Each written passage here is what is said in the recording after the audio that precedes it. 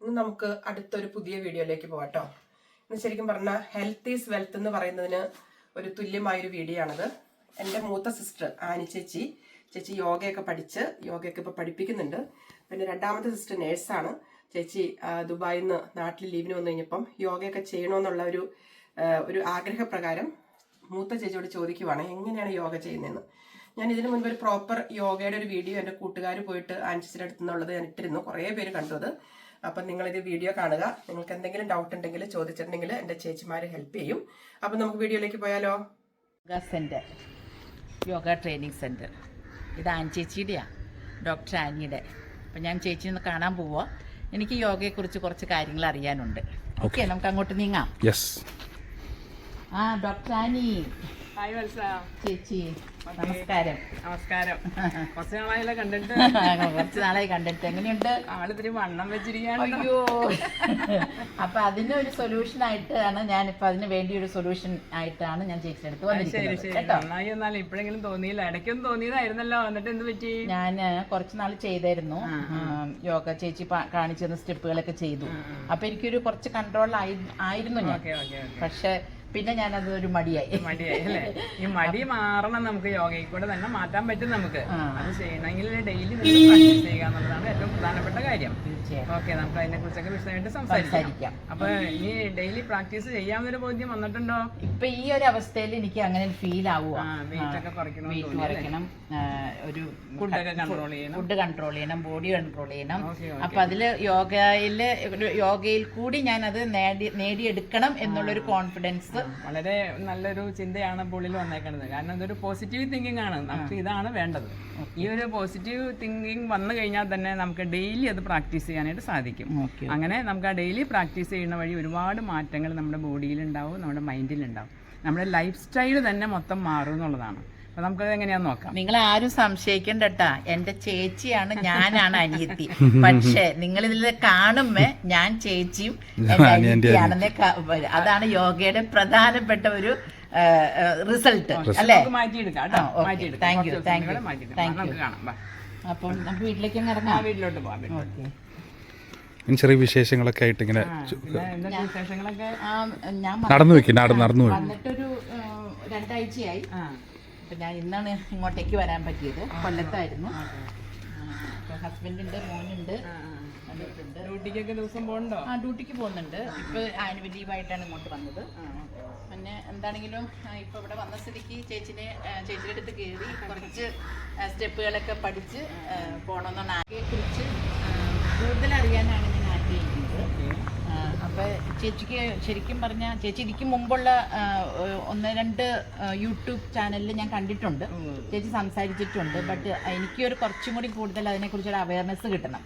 അപ്പോൾ അതിന് വേണ്ടിയിട്ട് ഞാൻ ചേച്ചിയുടെ അടുത്ത് വീണ്ടും വന്നിരിക്കുകയാണ്. ചേച്ചിക്ക് സമയം എല്ലാം സൗകര്യം ഒക്കുവാണെങ്കിൽ യോഗ എന്താണെന്നും എങ്ങനെ ചെയ്യേണ്ടതെന്നും പിന്നെ അത് ആ സ്റ്റെപ്പുകൾ എങ്ങനെയാണെന്നും നമ്മുടെ ബോഡിനെ മൈൻഡിനെയൊക്കെ കൺട്രോൾ ചെയ്യാനായിട്ട് എങ്ങനെയാണ് പറ്റുന്നതെന്നും ഒക്കെ ഒന്ന് വിവരിക്കാമോ? ഓക്കെ, ആദ്യം തന്നെ നമ്മൾ മനസ്സിലാക്കേണ്ടത് എന്താണ് യോഗ എന്നൊന്ന് മനസ്സിലാക്കുക.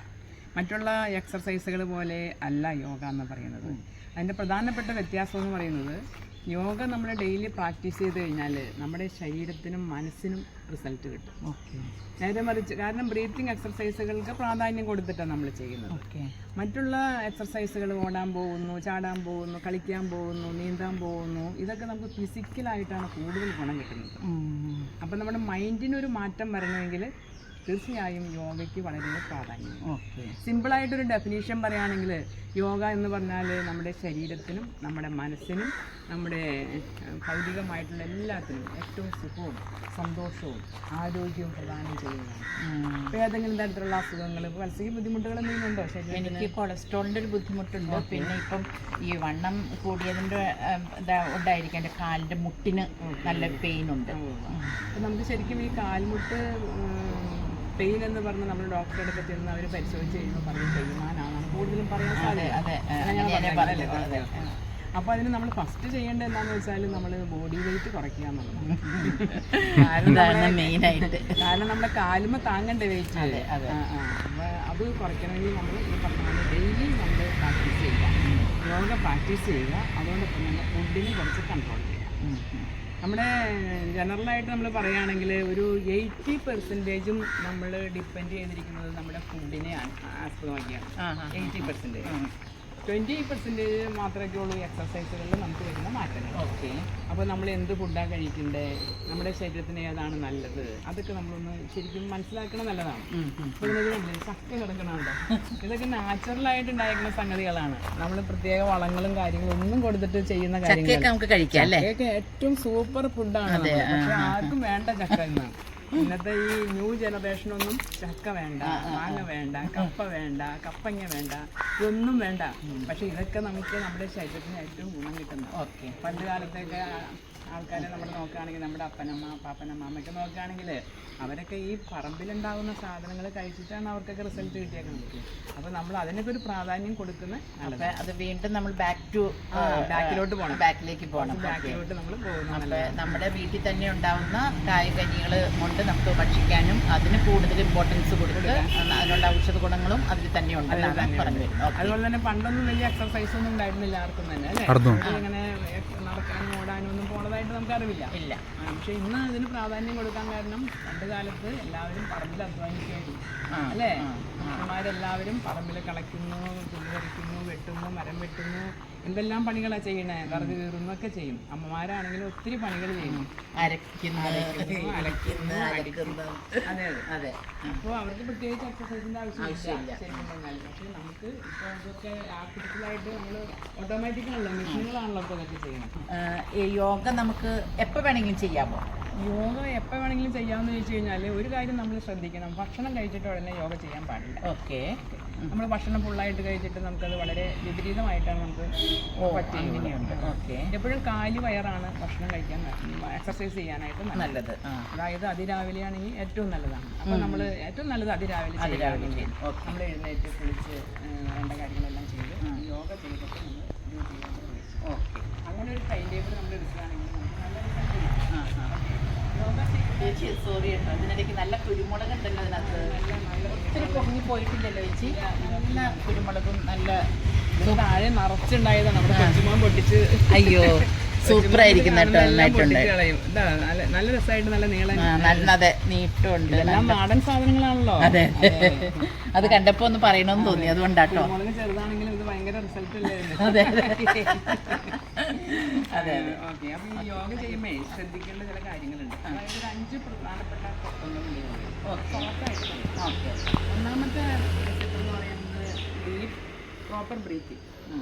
ശരിയായ രീതിയിൽ ശ്വസിക്കുക എന്ന് പറയുമ്പോൾ ഇപ്പം ഞാനൊരു ഉദാഹരണം ചോദിക്കില്ല. വത്സ ഇൻഹെയിൽ ചെയ്യുമ്പോൾ നമ്മുടെ അബ്ഡോമനൊക്കെ എന്താ സംഭവിക്കണേ, അകത്തോ പുറത്തോ? ഞാൻ ചേച്ചിയുടെ യോഗ അറ്റൻഡ് ചെയ്തതിന് ശേഷമാണ് എനിക്കത് മനസ്സിലായത്.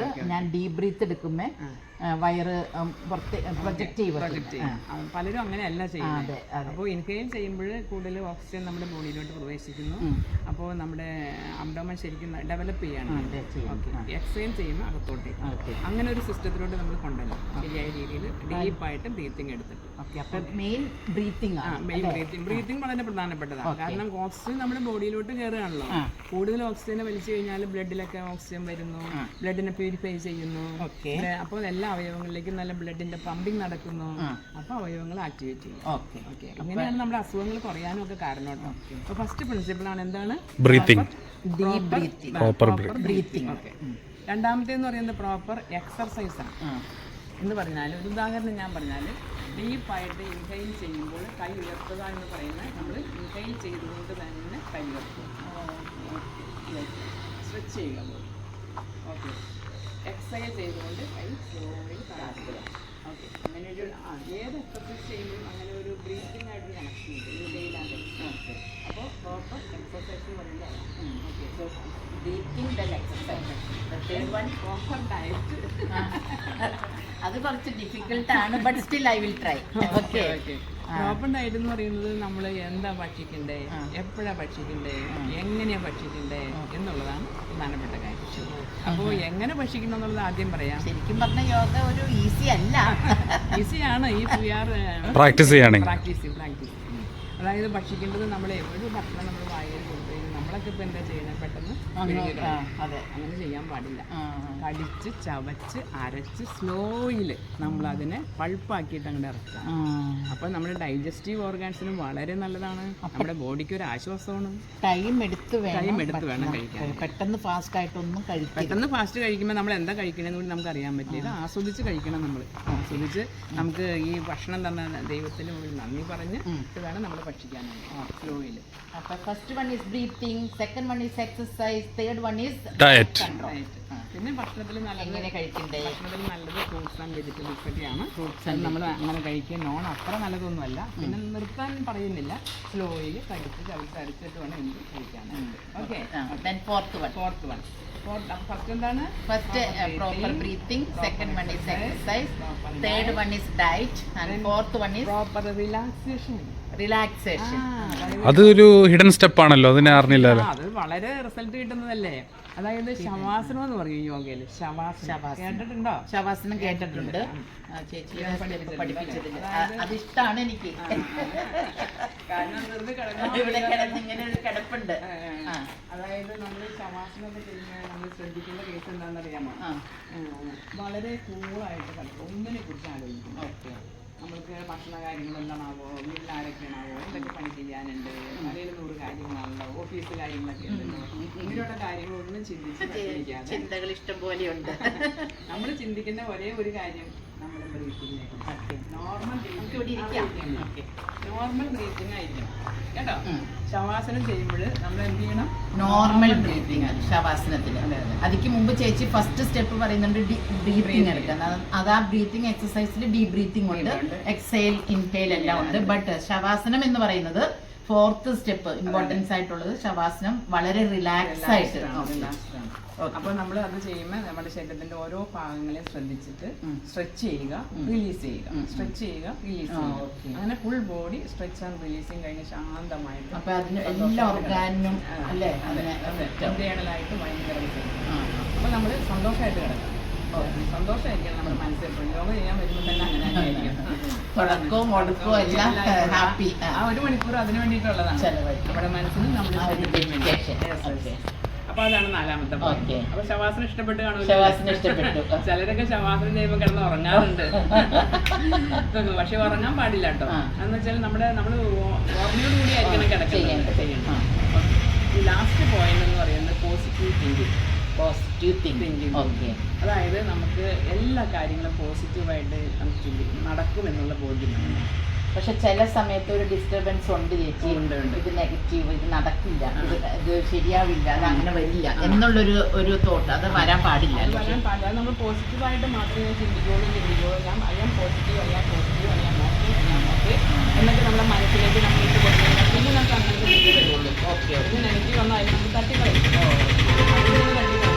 അപ്പോൾ നമ്മുടെ സബ് കോൺഷ്യസ് മൈൻഡിൽ ഈ പോസിറ്റീവ് തോട്ട്സാണ് നമ്മൾ ചിന്തിക്കുന്നതെങ്കിൽ എപ്പോഴും അത് വരുള്ളൂ. അതിന് മനസ്സിൽ നെഗറ്റീവ് വന്നു കഴിഞ്ഞാൽ അത് സബ് കോൺഷ്യസിൽ കിടക്കുന്നത് കൊണ്ടാണ് വീണ്ടും നമുക്കതങ്ങനെ വരുന്നത്. അപ്പം നമ്മുടെ മനസ്സിൽ എപ്പോഴും പോസിറ്റീവായിട്ട് ചിന്തിക്കുക. എന്തിന് വിഷമങ്ങൾ എന്തോ വന്നാലും ഇതെല്ലാം കടന്നു പോകും. കടന്നു പോകാത്തൊന്നുമില്ലല്ലോ. ഏത് വിഷമം വന്നാലും കടന്നു പോകും. ഇതിനെ അതിജീവിക്കാനുള്ള കഴിവ് നമുക്ക് തമ്പുരാൻ തരും.